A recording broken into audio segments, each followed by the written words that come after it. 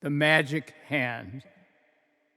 Poems can never make adequate explanations for man and his many hesitations and his constant deviation from what is real. They love me through wooden eyes.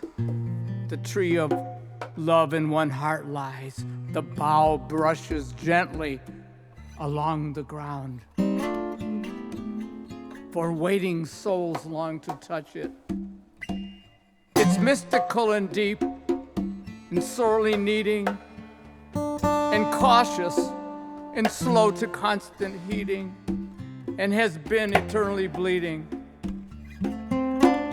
It lies in deserts and in the sand. In mountains one can sense the hand, the magic hand, that with fingers finer than pure gold, fingers not made of flesh or bone, fingers that are all things, cautious and slow to constant heating, and has been eternally bleeding. It lies in deserts, it lies in the sand. In mountains one can sense the hand that molded shelf by shelf the lower and the higher self, and placed man somewhere in between what is and what seems to have been. The spark of all in the machine. It asked him only to obey the heart within, the only way. From ancient histories of the past, through destructions and nuclear blasts, the only breath that one sees last is the breath of love. Through its nostrils clean, it breathed pure air, till man put hate and impurities there, pervading the atmosphere, released by thought, separating each from the eternal ought. Not ought to be or ought to do, but the ought of spirit, which told the secret there's no man, no woman, no sex, no creed, no race, but only spirit on a constant chase toward itself, shelf by shelf, building, growing, and forever flowing. The hour is approaching.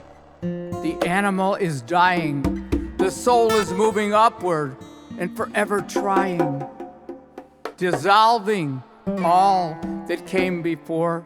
The new man speaks, not with words of brass or steel-edged lies or pleading groans he speaks of all that there can be in living the life of eternity, which does not begin for visitors of the earth, but those that live in the here and the now. The dead are walking down the street. Each other's eyes constantly meet, and they know in their hearts that death is necessary for one to grow. One must die to old thoughts, old spirits, and live with what is new, and that is man, that flows into all hearts, that lifts up and laughs and purifies. On the other side of death is life, and life is loving, and zombies who gather together in congregations and mass strangulations feel the bubble is bursting because their soul is thirsting